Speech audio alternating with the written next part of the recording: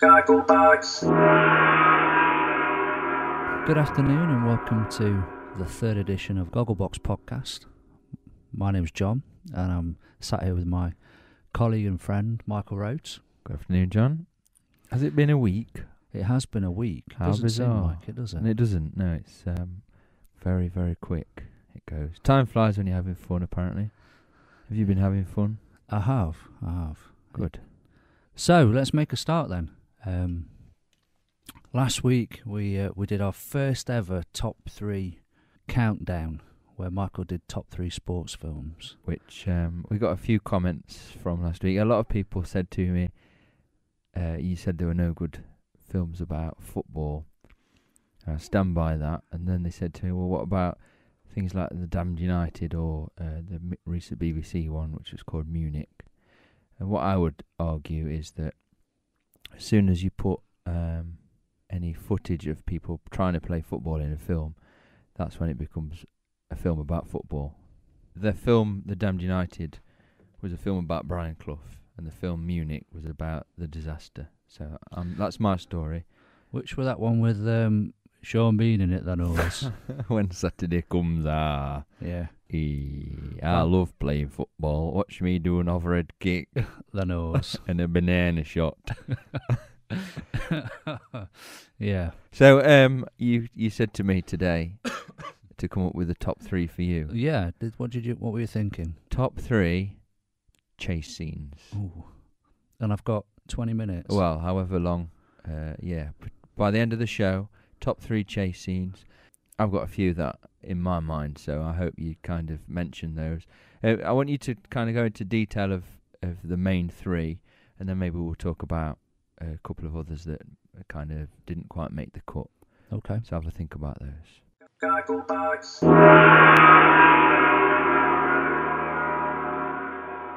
Michael's going to kick things off then by introducing what we've been doing this week at college. Yeah, there's a couple of things really I wanted to talk about. Number one is all the great work that the students are doing with regards to professional practice. We've instigated this kind of system of professional practice that starts with the second years. They're kind of shining a beacon of light on this idea, so they're working with some external clients at the moment. But what we've decided Such to as? there's a one for the NHS that we're doing at the moment. We're doing one for Mansfield Van Hire, and we're also doing one for the I Love Mansfield project, which is an initiative to increase people's kind of footfall in the town centre. So some quite high-level clients. Yeah, then. absolutely, yeah. So the students are having to deal with them on a week-by-week basis, planning adverts, and it's something like the 12th of December is the deadline. So they're doing that. Basically, what they're doing is they're organising the meetings there. We put them in touch with the clients, and then we just take a back seat. We're there in an advisory role now. So if the students have got any problems or whatever, then they can come to us. But it's their concept, their design, their pre-production, their whatever meetings. So the second years are leading on it, but with the first years and the first year level 3s and the level 2 group, we've decided that we wanted to kind of vocationalise the course as much as we could. So what we've done is we've done something where they're going to apply for almost like a trainee role within the college. So rather than them being students of film, they are trainee camera operators, sound operators, directors, producers, writer, researchers or editors. And so how that's working is that they're having to apply for the job, and that is the job that they're going to be doing over the next year. So all the projects that the students do over the first year and also on the level 2 is they're going to specialise in that particular area. So if they're on a project where they're making a music video, which is something that they're making, then if you are a specialist editor, that's your role. If you're a specialist camera operator, etc., etc. But that doesn't mean that that's all they'll be doing. They'll be doing other things at other times as well. So you won't be editing if you've not filmed anything yet. So you'll be helping out in some capacity there. So it's really, really working well. And I think the important thing for me is that as an industry, what we need is these young people who are coming straight into the industry with a degree of practical experience, and I think this is kind of provides that perfect opportunity to do that. Really, I think it's working. I think you'd probably agree that it's working. Yes, I was very, very surprised actually that it didn't take very much explaining to people, that they got the concept straight away. Yeah, and that's really testament to the type of people that we get on our courses. Really, absolutely. Yeah, you fit a certain mould, I think, don't you?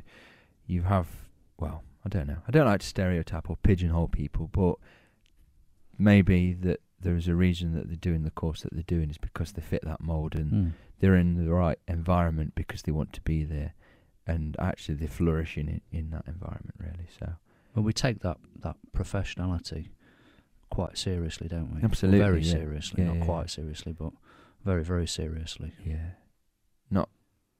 we do, yeah, John. But we're not like dictators or anything, are we? No, friendly. But from my point of view, I think that when you ask for a student to be a professional and you treat them as a professional, and that happens, then actually that creates a more relaxed environment, because you're able to, all of the things that you would normally have to worry about, like attendance and punctuality and behaviour, those things are a given. Yeah. Those things happen anyway, and so it gives you a chance to focus on the really fun aspects of the course. Yeah, absolutely. Yeah, I agree with you on that. Yeah.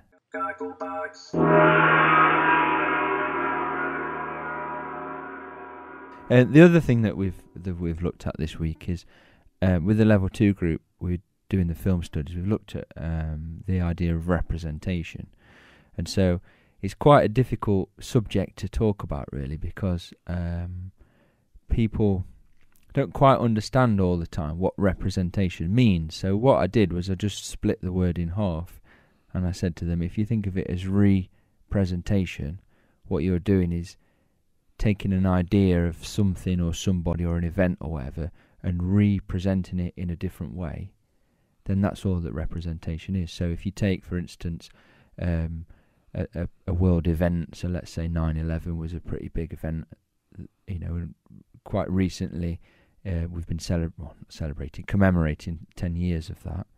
Then you think about the films that have been made. So you've got United 93, there's the Twin Towers, but they what those films do is they represent what happened on that day. So that is what representation is, really.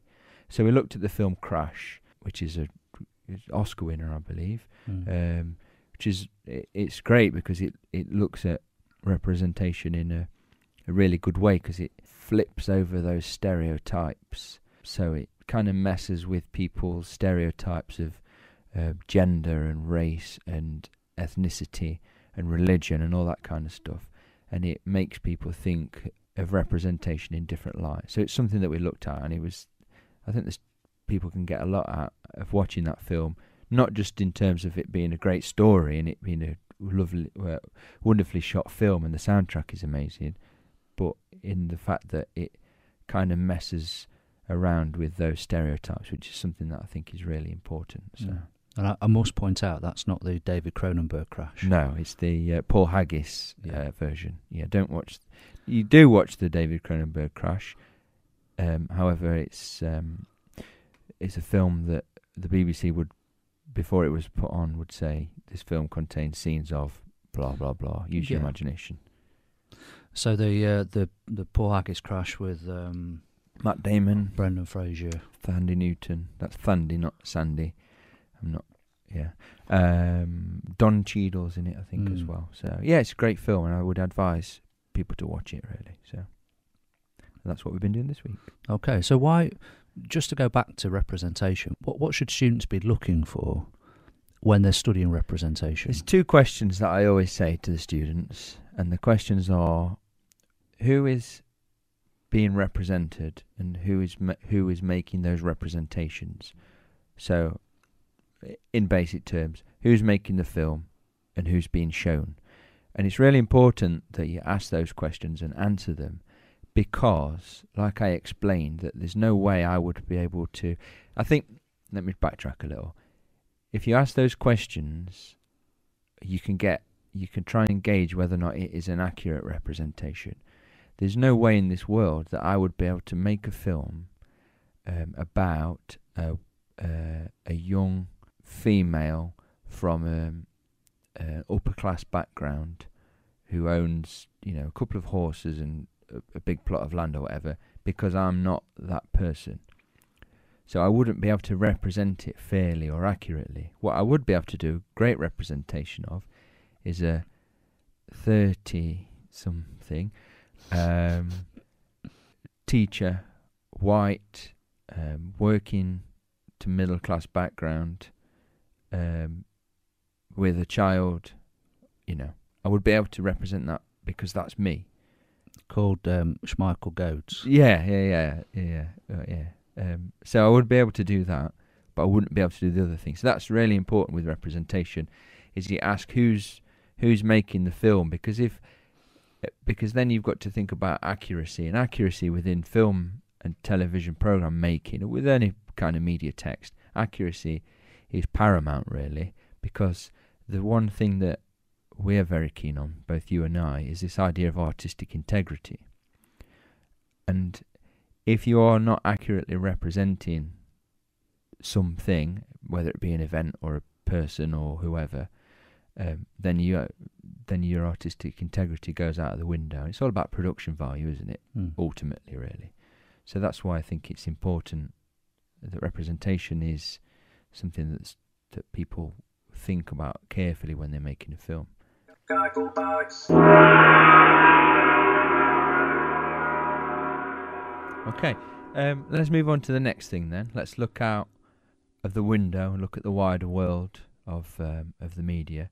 One thing that we kind of wanted to talk about, we've been hoping to talk about this week, and I think it's right now, is to talk about 3D and whether or not 3D films, 3D television is making a comeback. This now, I don't know if you know this, John, in the 50s it was called the golden era of 3D, and then that disappeared.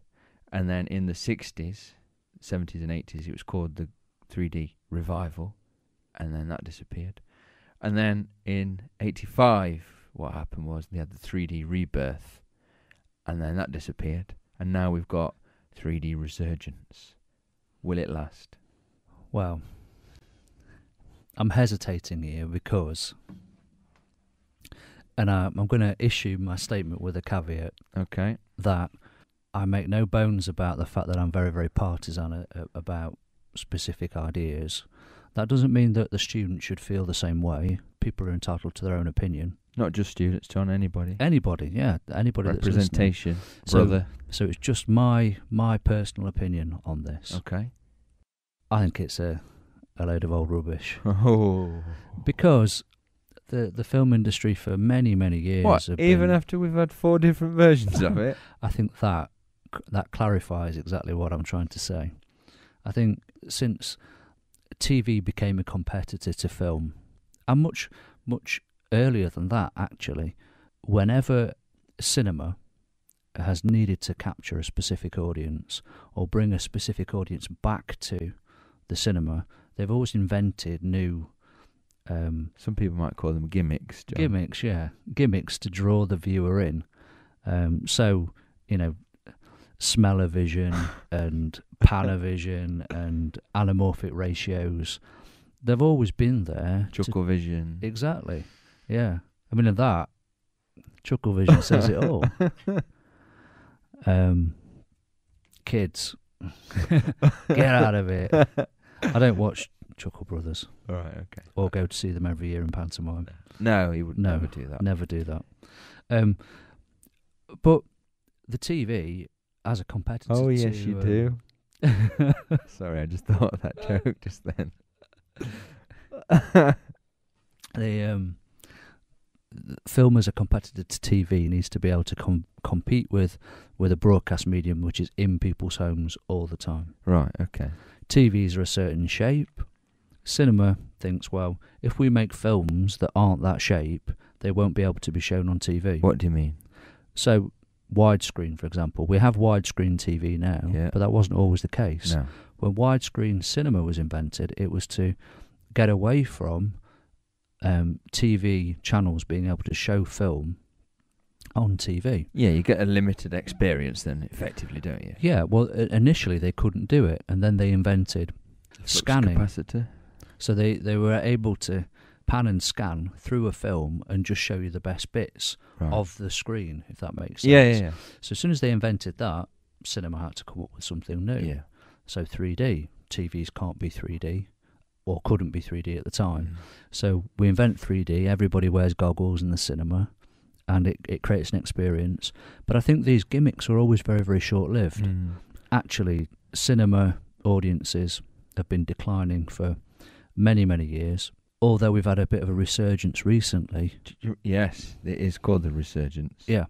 And although you've got 3 of the top 5 films of all time, Avatar, Transformers, films of those ilk, although they are 3D, recent polls, the Murray poll, has suggested that really people don't feel that 3D adds anything to their experience. No. So they will go and see that film no matter what. Regardless. But what you have to do now is you have to pay an extra couple of quid to buy the glasses and then the actual film itself, whereas it's normally a ridiculous £7 or whatever. It's now a tenner to get in, plus you've got to get the glasses. So, and that obviously bumps up the revenue, but I think people would have gone to see those films anyway, regardless of whether they were 3D or not. I don't think they're given a choice. I mean, I think the test would be to put something like Avatar in the cinema.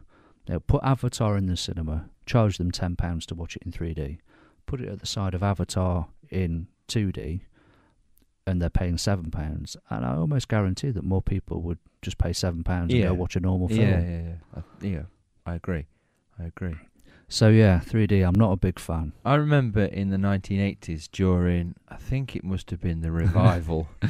You were there right at the at the revival. Second wave of 3D during the revival. I was there. If you can remember the revival, John, you weren't there apparently.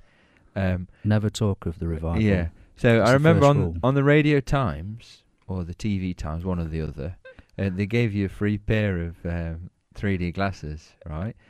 And then they put on a 3D film, and it was a western, and it was called Fort Eye.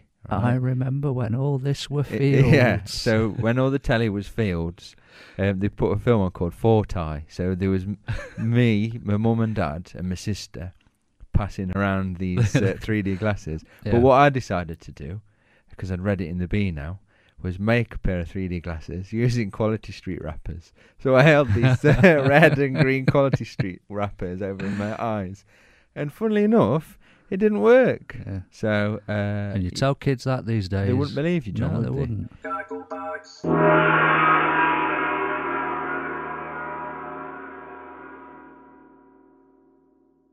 Kind of veering towards the end of the show. Yeah. So it's time. And I'm under pressure. Have you had your thinking cap on? I have. And so you're going to give us your top 3 chase scenes. Okay.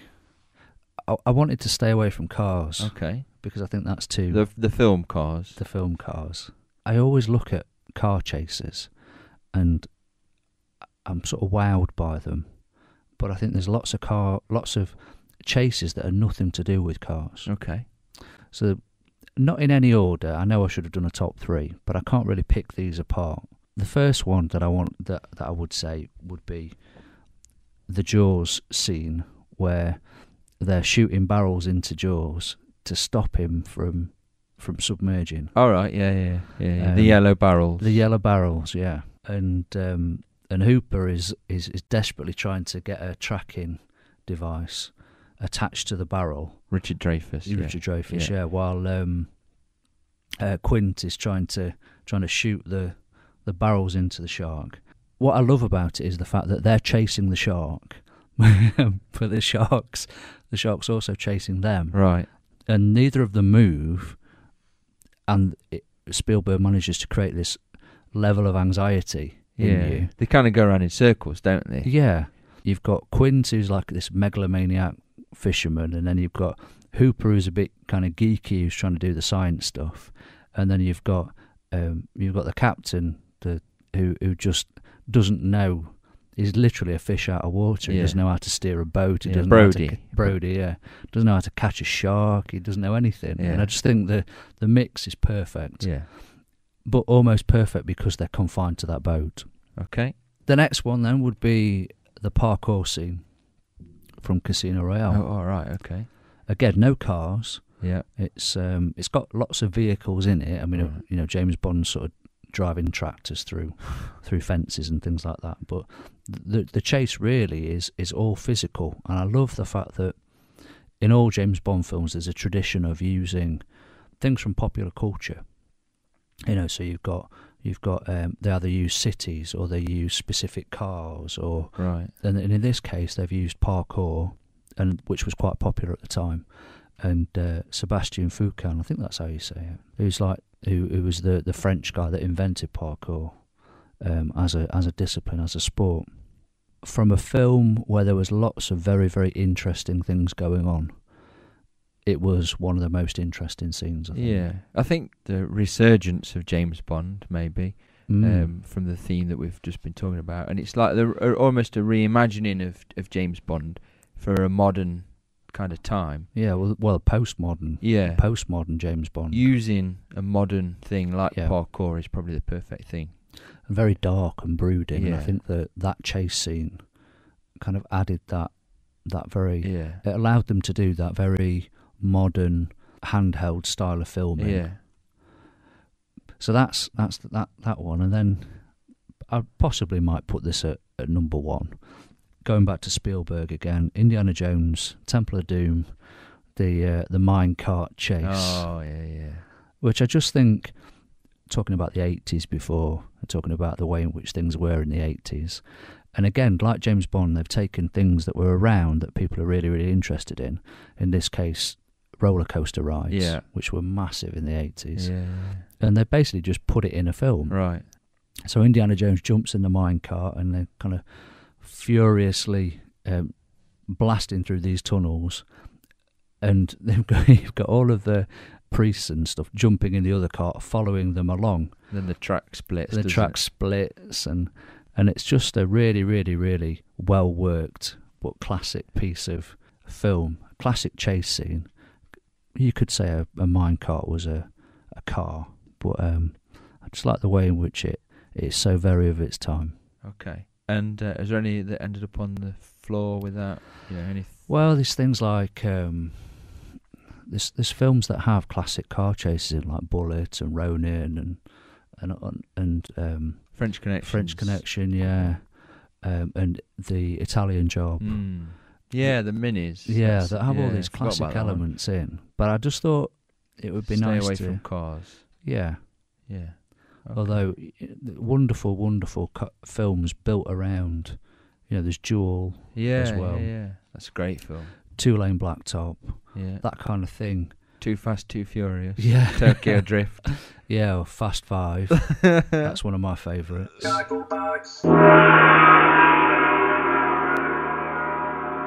Okay, so I think that brings us to the end of the programme. It does. We're still missing a music bed, so...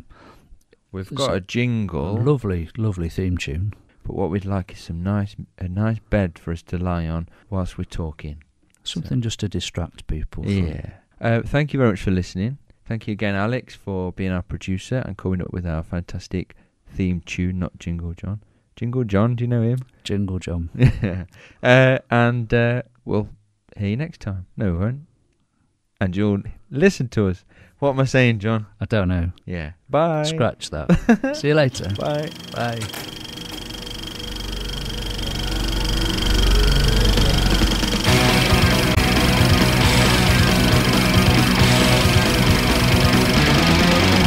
Gogglebox.